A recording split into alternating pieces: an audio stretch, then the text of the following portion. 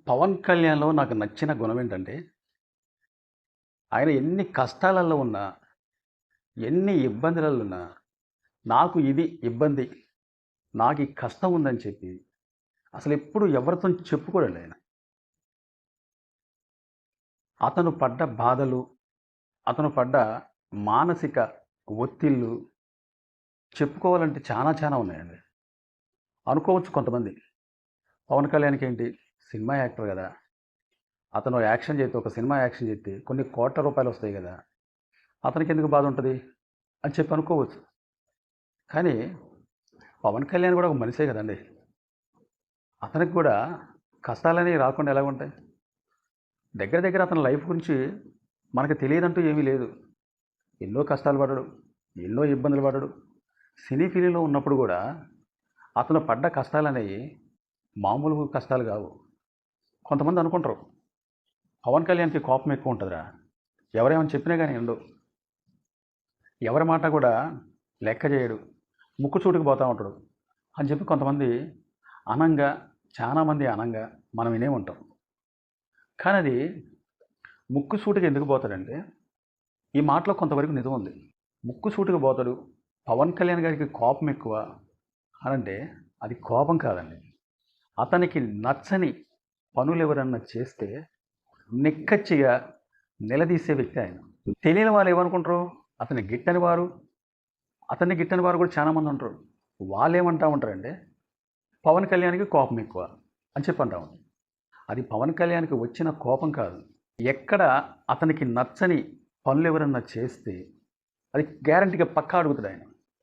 పక్కా అడుగుతాడు, నిలదీస్తాడు. అసంటి వ్యక్తి గల మంచి హృదయం గల ఉన్న మనిషి పవన్ కళ్యాణ్.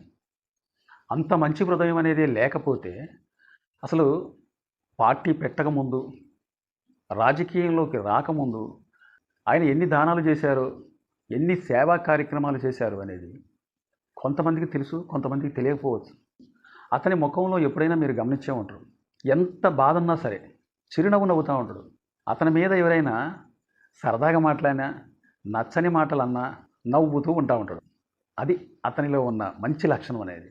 అందుకనే అది పవన్ కళ్యాణ్ గారిని చూసి మనం నేర్చుకోవచ్చు.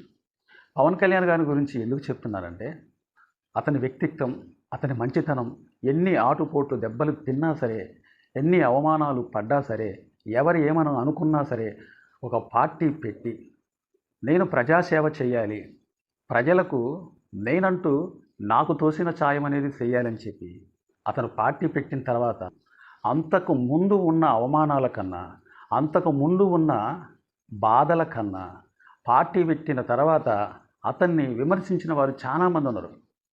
2014లో బీజేపీ పార్టీ, జనసేన పార్టీ, అలాగే తెలుగుదేశం పార్టీ పొత్తులో ఉన్నప్పుడు అతను ఒక్క సీటు కూడా అడగలే. ఎందుకంటే ఆయనకు అప్పుడు అంత కేడర్ లేదు. అభిమానులే మాత్రమే ఉన్నారు. పార్టీ నాయకులు ఏదో అరాకొరకు వచ్చారు. అతని పార్టీ నాయకులు మాత్రం కొంతమందే ఉండేవాళ్ళు.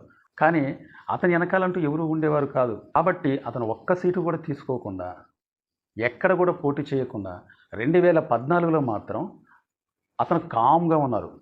కేవలం తెలుగుదేశం పార్టీకి, బీజేపీకి పార్టీకి మద్దతు ఇచ్చి తెలుగుదేశం పార్టీని 2014లో మాత్రం ఘన విజయం సాధించింది. ఓకే, అక్కడ దాకా బాగానే ఉంది. కానీ 2019 నాటికి ఏ పార్టీకి ఆ పార్టీ, అంటే Telugu Desam party, Janasena party, BJP party వేరువేరుగా పోటీ చేశాయి. చేసిన తర్వాత ఆంధ్ర ప్రజలు మాత్రం అక్కడ మార్పు కోరుకున్నారు. ఏ మార్పు అంటే, అప్పుడు జగన్మోహన్ రెడ్డి అప్పుడు 16 నెలల పాటు ఆయన జైల్లో ఉన్న తర్వాత షర్మిల గారు, విజయమ్మ గారు షర్మిల గారు పాదయాత్ర చేయటమే అక్కడ సానుభూతి అనేది జగన్ గారికి ఎక్కువ వచ్చేసింది. జగన్ గారు ఎంత అయితే పాదయాత్ర చేశారో అంతకు మించి షర్మిల గారు మాత్రం పాదయాత్ర చేశారు. కాబట్టి అక్కడ ఏమైందంటే సానుభూతి అనేది ఎక్కువ శాతం వచ్చిందనమాట. అప్పుడు ఆంధ్ర రాష్ట్ర ప్రజలు మొత్తం కూడా మార్పు కోరుకున్నారు, జగన్ వైపు తిరిగారనమాట. ఆ టైంలో తెలుగుదేశం పార్టీని విడిచి వైసీపీ పార్టీ వైపు మళ్ళారు. అక్కడ ఆంధ్ర ప్రజలు మొత్తం కూడా జగన్ గారిని గెలిపించాలని చెప్పి ఒక దృఢ నిర్ణయంతో అక్కడ నిర్ణయం తీసుకుంది. తక్షణమే సానుభూతి అనేది ఎక్కువ రావటం వల్ల 2019లో 151 సీట్లు ఘన విజయం సాధించిన వైసీపీ పార్టీ. ఆ సంగతి అందరికీ తెలిసిన విషయమే. కానీ ఇక్కడ చెప్పబోయేది ఏంటంటే, పవన్ కళ్యాణ్ గారు సింగిల్గా పోటీ చేశారు, అట్లాగే బీజేపీ పార్టీ సింగిల్గా పోటీ చేసింది, అట్లాగే తెలుగుదేశం పార్టీ కూడా ఎవరికి వారే సింగిల్గా పోటీ చేయటం వల్ల ఈ సానుభూతి అనేది వైసీపీ పార్టీకి ఎక్కువ ఉండటం వల్ల జగన్ గారు మాత్రం దిగ్విజయంతోనే ఘన విజయం సాధించారు. 151 సీట్లు ఎమ్మెల్యే సీట్లను గెలిచి ప్రభుత్వాన్ని ఏర్పాటు చేశారు. అయితే ఇక్కడ చెప్పుకోదగ్గ విషయం ఏంటంటే, పవన్ కళ్యాణ్ గారు అతను పోటీ చేసిన 2 చోట్ల కూడా ఓడిపోయారు. తను పోటీ చేసిన 2 చోట్ల కూడా ఓడిపోయిందే కాక ఒక్క సీటు మాత్రమే వచ్చింది. అది పవన్ కళ్యాణ్ గారు కాదు, జనసేన పార్టీలో ఉన్న ఒక ఎమ్మెల్యే మాత్రమే గెలిచింది. ఆయన పేరు కూడా ఇప్పుడు అవసరం లేదు, చెప్పుకోవాల్సిన అవసరం అయితే లేదు. అయితే 2 చోట్ల కూడా చిత్తుగా పవన్ కళ్యాణ్ గారిని ఓడించిన తర్వాత పాపం పవన్ కళ్యాణ్ గారు బిక్కముఖంతో ఉంటారేమో, జనాల్లోకి ఇక తిరగలేరేమో, అవమానానికి ఇక పార్టీని నడిపించలేకపోతారేమో, ప్రజల్లోకి రాలేరేమో అని నేను అనుకున్నానండి వాస్తవంగా. ఆ టైంలో నేను చూస్తున్నా పవన్ కళ్యాణ్ గారు ఓడిపోయారు 2 చోట్ల అన్న తర్వాత పవన్ కళ్యాణ్ గారు మాట్లాడే మాట ఎలా ఉంటుందో చూద్దామని చెప్పి నేను అలాగే చూస్తా ఉన్నా టీవీని. పవన్ కళ్యాణ్ గారు ఎప్పుడు మాట్లాడతారా, ఆయన స్పీచ్ ఎప్పుడు ఆయన స్పీచ్ ఇందాం ఏమంటాడా, ఆయన ముఖ కలయిక ఎలా ఉంటుందని చెప్పి నేను టీవీ వైపు చూస్తూ ఉంటే మా ఇంట్లో వాళ్ళందరూ నవ్వుతారు. నీకు ఆ పవన్ కళ్యాణ్ గారు ఇంకా ఓడిపోయారు కదా, ఇంకేం మాట్లాడతారు, అసలు మీడియా ముందు కూడా వత్తడో రాడో తెలియదని చెప్పి మా ఇంట్లో వాళ్ళు అంటూ ఉంటే, లేదు చూద్దాం పవన్ కళ్యాణ్ గారు పాపం 2 చోట్ల ఓడిపోయారు, చూద్దాం ఆయన ఏం మాట్లాడతామని చెప్పి నేను అనుకుంటున్నా. అయితే పవన్ కళ్యాణ్ గారు మీడియా ముందుకు వచ్చి ప్రజలు మార్పు కోరుకున్నారు, టీడీపీ పార్టీని అనేది వద్దనుకున్నారు, అట్లాగే నన్ను కూడా నమ్మలేదేమో కాబట్టి ప్రజా తీర్పుకి శిరస వహిస్తాము అని చెప్పి ఆయన చిరునవ్వుతోని ఆ రోజున, కావాలంటే ఎవరన్నా వీడియో చూడండి, యూట్యూబ్లో దొరికింది, చిరునవ్వుతోనే అన్నడే కానీ బాధ అయితే మాత్రం ఆయన ముఖంలో కాందాలి. ఆ రోజు నేను బాగా చూశాను. అదండి పవన్ కళ్యాణ్ గారు బాధ అనేది ఎప్పుడైనా సరే అతని ముఖంలో కనిపించదు. బాధ అనేది ఆయన బాధ వచ్చినా అట్లాగే ఉంటాడు, సంతోషం వచ్చినా అలాగే ఉంటాడు. కానీ ఆ టైం నుంచి పవన్ కళ్యాణ్ గారిని హేళన చేస్తూ 2 చోట్ల వాడిపోయినావు, 2 చోట్ల నిలబడ్డా కానీ 2 చోట్ల కూడా చిత్తుగా వాడిపోయావని చెప్పి 1కి 10 సార్లు ఒక్కొక్కరు అతను మనసును గుచ్చి మానసికంగా బాధ పెట్టేవాళ్ళనమాట. అయినా సరే ఒక ఫ్యామిలీనన్నా ఓపికతోనున్నాడు, అతను అన్న ఓపికతోనున్నాడు, అతని రక్త సంబంధానన్న ఓపికతోనున్నాడు. పడ్డవాడు ఎప్పటికీ చెడ్డవాడు కాదు, ఎక్కడ పడ్డానో అక్కడే లెగాలి, ఎక్కడ అయితే పోగొట్టుకున్నామో అక్కడే నిలబడాలి, నేను ప్రజాసేవ చేద్దామని చెప్పి వచ్చాను, ప్రజల కోసం వచ్చా, ప్రజలు నా వైపు ఎందుకు తిరిగి చూడలేదేమో, నెక్స్ట్ టైం చూద్దాం అని చెప్పి ప్రయత్నించాడు. సినిమాలు చేసుకుంటూ, ఇటు పార్టీని నడుపుకుంటూ, క్యాడర్ని ఎంకరేజ్ చేస్తూ, జనసేన పార్టీలో ఉన్న జన సైనికులకి నచ్చ చెప్పుతూ, వీర మహిళలతోనే మాట్లాడుతూ, అందరి బాగోగాలు చూస్తూ, అందరి మంచి చెడ్లు చూస్తూ ఒక కార్యక్రమం అనేది స్టార్ట్ చేసిందండి. సభ్యత్వం, జనసేన పార్టీలో సభ్యత్వం ఎవరైనా తీసుకుంటే 5 లక్షల రూపాయలు ఇన్సూరెన్స్, ఒక గొప్ప పథకాన్ని స్టార్ట్ చేసింది. కొన్ని పార్టీలో ఉండొచ్చు, కొన్ని పార్టీలో లేకపోవచ్చు, కానీ ఒక సామాన్య మానవుడు, ఒక సినిమా స్టార్, అతను ఒక్కడే కష్టపడి ఇటు తన ఫ్యామిలీని చూసుకుంటూ, ఇటు పార్టీని నడుపుకుంటూ, అతను కష్టపడ్డ డబ్బులతోని పార్టీని డెవలప్ చేసుకుంటూ, ఇట్లాగే అతని పార్టీలో సభ్యత్వం తీసుకున్న కార్యకర్తలకి ఏమైనా ఇబ్బందులు వస్తే వాళ్ళని కూడా చూస్తూ, సభ్యత్వం తీసుకున్న వారికి 5 లక్షల రూపాయలు ఇన్సూరెన్స్ చేస్తూ గొప్ప విషయం అని చెప్పుకోవచ్చు ఆ యొక్క కార్యక్రమం అనేది. అది ఇంతవరకు కూడా నడుస్తూనే ఉంది. కొన్ని పార్టీలలో అసంటి యొక్క కార్యక్రమం అనేది లేదు. అదండి పవన్ కళ్యాణ్ గారి యొక్క ముఖంలో చిరునవ్వు.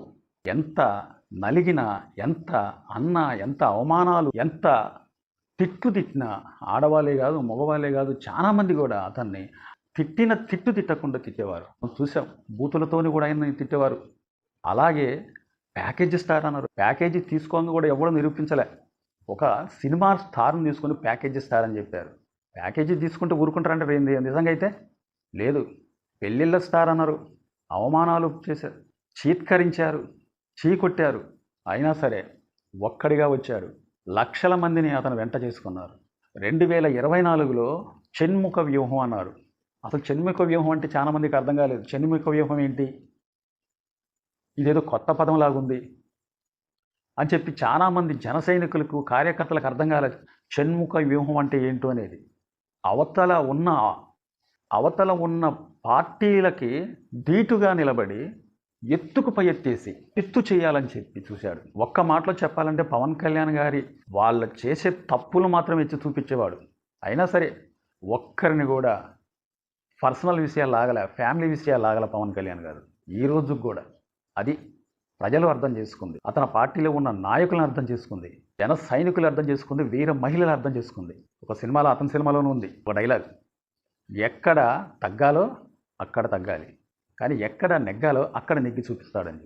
ఇది ఈ డైలాగ్ అనేది పవన్ కళ్యాణ్ గారికి కరెక్ట్గా సూట్ అయింది. ఇప్పటికైనా సరే 2024లో మొన్న జరిగిన అసెంబ్లీ ఎన్నికల్లో 100కు 100% 21 ఎమ్మెల్యేకి 21 ఎమ్మెల్యే సీట్లు వచ్చి 2 ఎంపీ సీట్లు గెలిచినా సరే మొన్న కూడా ప్రకటించిండు జన సైనికులతోని ఒక చిన్న మీటింగ్ పెట్టుకుంటూ, అవతల పార్టీ అభ్యర్థుల్ని మనం కించపరిచినట్టు మాట్లాడాల్సిన అవసరం లేదు, ఎవరిని కూడా మనం తక్కువ అంచనా వేయొద్దు, ఎవరిని కూడా ఏమనొద్దు. పవన్ కళ్యాణ్ గారు ఏది చెప్పినా కానీ పబ్లిక్గా చెప్తాడండి, ఏది మాట్లాడినా కానీ ముక్కు సూటిగా చెప్తాడు. అది పవన్ కళ్యాణ్ గారిలో ఉన్న గొప్పతనం అంటే. మొన్న అసెంబ్లీలో ఒక మాట అన్నాడు, ఎవరు తప్పు చేసినా వదిలిపెట్టాం. ఎస్, ఎవరు తప్పు చేసినా వదిలిపెట్టాల్సిన అవసరం లేదు, ఎందుకంటే తప్పు చేస్తున్నారు కాబట్టి. అంటే తప్పు చేసిన వారిని మాత్రమే అన్నమాట, ఎవరిని తప్పు చేసినా వదిలిపెట్టాం. అలాగే నా పార్టీలో ఉన్న వాళ్ళు తప్పు చేసినా వదిలిపెట్టే ప్రసక్తి లేదు అని గొప్పగా చెప్పాడు, ధైర్యంగా చెప్పాడు. ఇంకొకటి ఏంటంటే, నేను తప్పు చేసినా సరే, నేను తప్పు చేసినా నన్ను మీరందరూ శిక్షించాల్సిందే. ఎవరు చెప్తారండి ఈ రోజులలో ఆ విధంగా? ఎవరు చెప్తారు అంత ధైర్యంగా? అది పవన్ కళ్యాణ్ గారిలో ఉన్న గొప్పతనం అంటే. ఇప్పుడు అతను ఎవరన్నా బాధపడితే చూసే మనస్తత్వం కాదాయింది, అతనికి తోసినంత సాయం చేసే ఒక మంచి గుణం ఉన్న వ్యక్తి అన్నమాట. ఇక 2 సంవత్సరాల క్రితం అనుకుంటా రైతులకి, కొంతమంది రైతులు ఆత్మహత్య చేసుకొని చనిపోయారు, వారికి ₹1,00,000 వాళ్ళ దగ్గరకు వెళ్ళి భారీ బహిరంగ సభ పెట్టి, చాలా మందికి, కొంతమంది ఇళ్ళకి వెళ్ళి ఇచ్చిండు. అందరి ఇళ్ళకి వెళ్ళి ఇవ్వటం సాధ్యం కాదు కాబట్టి, చాలా టైం తీసుకుంటుంది కాబట్టి, అందరినీ ఒక పబ్లిక్ మీటింగ్ పెట్టి అక్కడికి పిలిచి పేరున పిలిచి ₹1,00,000 సహాయం చేసిండు. ఇదంతా ఎవరు చేయాలి? గవర్నమెంట్ చేయాలి. అతనికి ఏ పదవి లేకపోయినా, కనీసం ఒక ఎమ్మెల్యే కాదు, ఒక ఎమ్మెల్సీ కాదు, కనీసం ఒక వార్డ్ నెంబర్ కూడా కాదు, అయినా అతనికి తోసినంత సాయం ఆ విధంగా చేస్తూ ప్రజల్లోకి వెళ్ళి 21 ఎమ్మెల్యే సీట్లని గెలిచి చూపెట్టిండు, 2 ఎంపీ సీట్లతో సహా కూడా. ఇప్పుడు ఎవరైనా అంటారా ఆయన్ని ప్యాకేజ్ ఇస్తారని? ఇప్పుడు ఎవరైనా అంటారా ఒక్క సీటు కూడా నువ్వు నిలబడ్డ కాడ గెలవలేమని? మొన్న అసెంబ్లీ ఎన్నికల్లో 2 చోట్ల నిలబడతాడేమో అనుకున్నది నేను వాస్తవంగా, ఎందుకంటే ఇంతకుముందు కొద్దిగా దెబ్బతిన్నాడు కాబట్టి, మళ్ళీ కూడా 2 చోట్ల నిలబడొచ్చేమో. 2 చోట్ల నిలబడిన తర్వాత సరే ఒక చోట పోయినా ఇంకో చోట గెలుస్తాడేమో, ఎందుకంటే ఒకసారి దెబ్బతిన్న తర్వాత జాగ్రత్త పడతాడు. ఆ విధంగా ఒకవేళ ఉంటాడేమో అనుకున్నా నేను, 2 చోట్ల నిలబడతాడేమో అనుకున్నా. కానీ నేను ఊహించిన దానికి భిన్నంగా ఒక్క చోట మాత్రమే నిలబడిండు, పిఠాపురం ఎమ్మెల్యేగా నిలబడి దిగ్విజయంతో వేలాది ఓట్లతోని 74,000 చిల్లర ఓట్లతోని ఘన విజయం సాధించిండు. అతను ఘన విజయం సాధించటమే కాక ఆ పార్టీలో ఉన్న వాళ్ళందరూ కూడా గెలిపించుకున్నాడు. అది పవన్ కళ్యాణ్ గారి యొక్క గొప్పతనం. ఎన్ని బాధలు వచ్చినా సరే నవ్వుతూ ఉంటాడు, ఎన్ని చేత్కారాలు పడ్డా నవ్వుతూ ఉంటాడు, ఎన్ని అవమానాలు పడ్డా నవ్వుతూ జనాల్లోకి వెళ్ళి అతనంటే ఏంటో తెలిసేటట్టు చేసి బీజేపీ పార్టీని, టీడీపీ పార్టీని తో పాటు ఉమ్మడి కూటమిగా పోటీ చేసి అతను ఏమైతే అనుకున్నాడో, అసెంబ్లీకి గేటు కూడా దాటనివని అన్నారు. అసెంబ్లీ గేటు కాదు కదా, ఎమ్మెల్యే సీటు కూడా రాదని చెప్పారు. ఎవరైతే అన్నారో వాళ్ళు ఇప్పుడు ఇంటికాడే ఉంటున్నారు. పవన్ కళ్యాణ్ మాత్రం అనుకున్న దానికన్నా అంచనాలు మించి దేశం మొత్తం కూడా అతని వైపు తిప్పుకొని చూసిండు. మరి ఇంతకుముందు 100కు 100% అనేది గెలవటం అనేది ఎక్కడన్నా జరిగిందో లేదో నాకైతే తెలియదు, కానీ నాకు తెలిసినంత వరకు అయితే మాత్రం ఇదే ఫస్ట్ టైం అనుకుంటున్నాను నేను. సరే అలా గెలిస్తే గెలవచ్చేమో, కానీ నాకైతే తెలియదు. నేనైతే మాత్రం ఎక్కడ కూడా చూడలే. ఒకవేళ మీరు ఎక్కడైనా చూసినట్టయితే కింద కామెంట్లో చెప్పండి. సో ఇంతటి ఘన విజయాన్ని సాధించిన పవన్ కళ్యాణ్ గారి గురించి మరొకసారి మాట్లాడాలి, ఆయన మంచితనం ఒక వీడియో చెయ్యాలన్న ఉద్దేశంతోనే ఈ యొక్క వీడియో చేస్తున్నాను. వారాహి యాత్ర, వారాహి వాహనం తయారు చేసిండు. వారాహి వాహనం అంటే ఏంటో అసలు అర్థం కాలే. వారాహి అమ్మ వారి పేరు మీద ఆ వాహనం తయారు చేసిన అప్పటి నుంచి స్టార్ట్ అయింది ఆయన ప్రజాదరణ. అసలు ఆ వాహనం కోసం చూస్తూ ఉన్న ప్రజలు ఎక్కడికి పోయినా కానీ లక్షలాది మంది ప్రజలు పిలవకముందే వచ్చి ఆటో ఛార్జీలు, ట్రాక్టర్ కట్టించుకునే లారీల మీద పిలవకపోయినా సరే వచ్చి అతని మీటింగ్, అతని యొక్క ప్రసంగాన్ని వినటానికి వచ్చారు. ఆ ఒక్క వారాహి అమ్మవారి మహిమ అనుకుంటుందంతా. మొన్న కూడా లేటెస్ట్గా వారాహి మాలేసిన పవన్ కళ్యాణ్ గారు అంతటి ఘన విజయం సాధించి పెట్టింది ఆ ఒక్క వారాహి యాత్ర, వారాహి వాహనం. వారాహి యాత్ర అనేది అంత ఘన విజయాన్ని సాధించి పెట్టింది. సో పవన్ కళ్యాణ్ గారు ప్రజల్లోని ఇంకా మమేకమయ్యి అనుకున్న దానికన్నా మించి ప్రజా పాలన చేస్తూ ప్రజలకు మంచి పాలన అందించాలన్న ఉద్దేశంతోనే ఈ యొక్క వీడియో చేస్తున్నాను. చాలామంది మా యొక్క వీడియో చూస్తున్నారు కానీ సబ్స్క్రైబ్ మాత్రం చేసుకోవట్లేదు. సబ్స్క్రైబ్ చేసుకోండి. సబ్స్క్రైబ్ చేసుకుంటేనే నన్ను ఎంకరేజ్ చేసినట్టు అయింది. మీ యొక్క అమూల్యమైన కామెంట్ కూడా చేయండి. మా వీడియో నచ్చితే సబ్స్క్రైబ్ చేసుకోండి. మరో వీడియో కోసం ఎదురు చూడండి. నమస్తే.